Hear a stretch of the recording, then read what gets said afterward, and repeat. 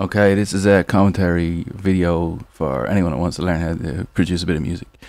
I was asked by a few people how to do it, so I'm going to show you because I'm sick answering questions. Right, so you start off with your, this is a retrospective commentary, right, because I couldn't figure out how to use a microphone as well as do it, so this is, I'm doing it, I'll be behind. Anyway, this is the kick drum. You need your attack kick drum at the start, which has got to be a nice high attack kick. And then you'll have your, obviously, your low, which is what you need in dance music. Low frequencies below 100 hertz. A lot of people leave it at that, but I always add it in a mid. I always find that makes it really punch through in a big system and on small headphones as well. Yeah, so you have 3 different kicks. Some people just use 2. I use 3 because I'm different.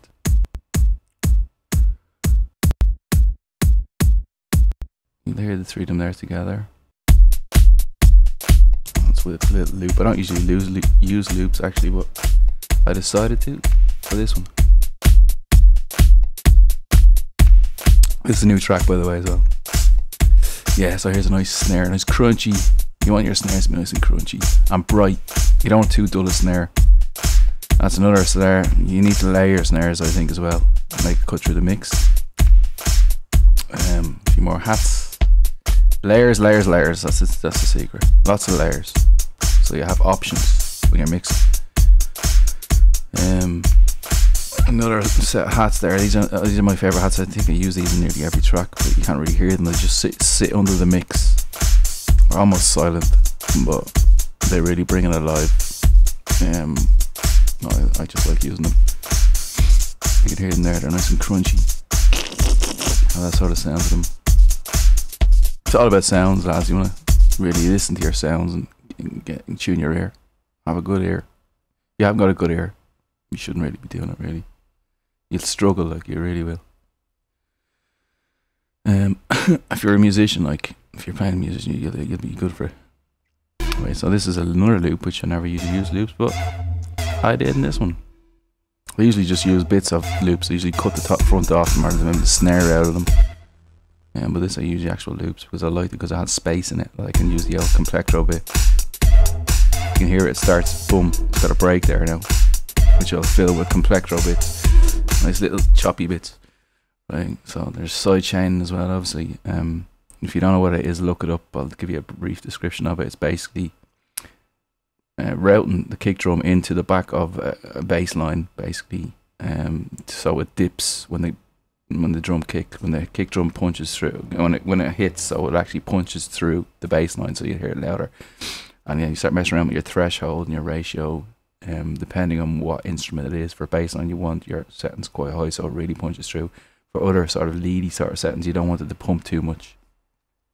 But look it up. I'm not going to tell you how to do it. It's fairly straightforward. What else is there? There's yeah, these are samples. You need to pick good samples. Go out and buy sample packs from Loop Masters and Sounds to Sounds and stuff like that.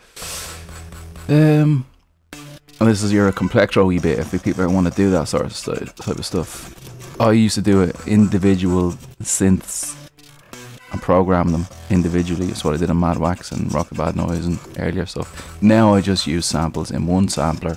As you can see there's a shitload in there. And I just use it that way. I map them all on the keyboard and then just use them as I like them. And it makes it easier, you can change them as quickly. And another thing, you want to organise your samples. As you see there, all samples organised. One shots, you can see, there's all different sort of categories. You pick your own categories and do it yourself, but I highly recommend you doing that.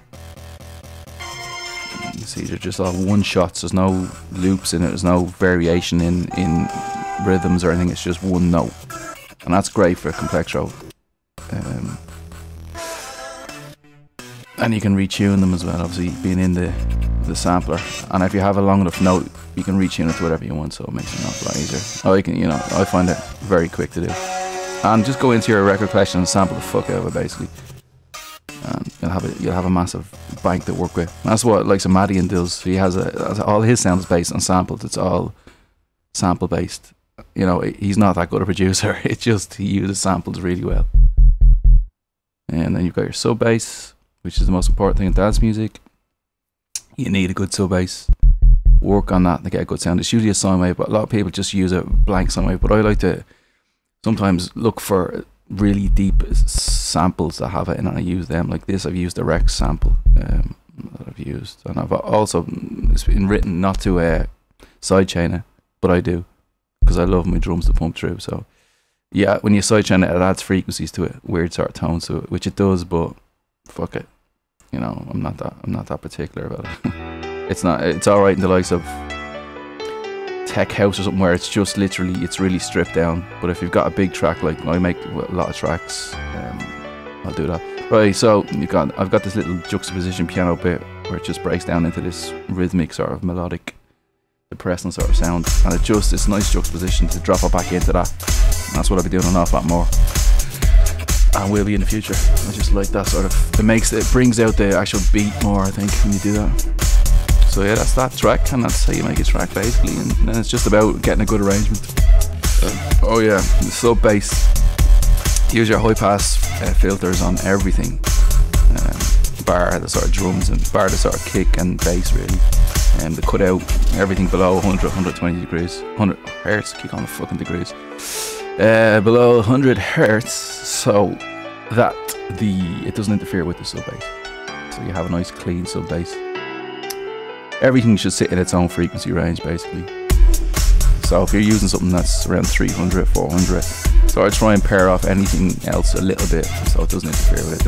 It depends on the individual sound. If it's a prominent sound, make sure there's nothing interfering with it. If it's something in the background, it's not so important. Yeah, so that's it. Yeah, so I thought I'd just do this video for you, try and help you out a little bit, because all the comments you give me has really helped me out. So that's it. Yeah, that's my tutorial on how to mix. Yeah, there's nothing else really I can really tell you. Everything else, just go and read shit. Read as much as you can. As much as you can. There's plenty of stuff out there. Go and buy magazines. You don't even really need to. If you're smart and you know how to use Google well, you'll find good articles and good stuff on forums and information. That's how I don't know. I spent basically a year and a half really just developing my knowledge before I really started getting into making tracks. Before I was just messing. Before I started taking it seriously, and then that's what I started doing. So yeah. What else? Oh yeah, you could buy my EP if you wanted, as a way of thank you for this little inside scoopy knowledgey thing. This is basically everything I've learned in a year and a half, sort of compressed into like a little 8-minute video. So yeah, that's it. Right, that do you? Is that right? Happy? Yeah? Good. Right. Go learn. Go and do some shit. And actually, if you do a good enough track now, it's gotta be good. Don't send me anything random, any crap like. But if it is, if you think it's good, and you know, you need to set high standards for yourself. It needs to be as good as the stuff you're listening to, or close to it. You know, mastering does a lot for a track as well. So send it to me if it's good, but don't otherwise, because I won't listen to it, because it's, you know, working it.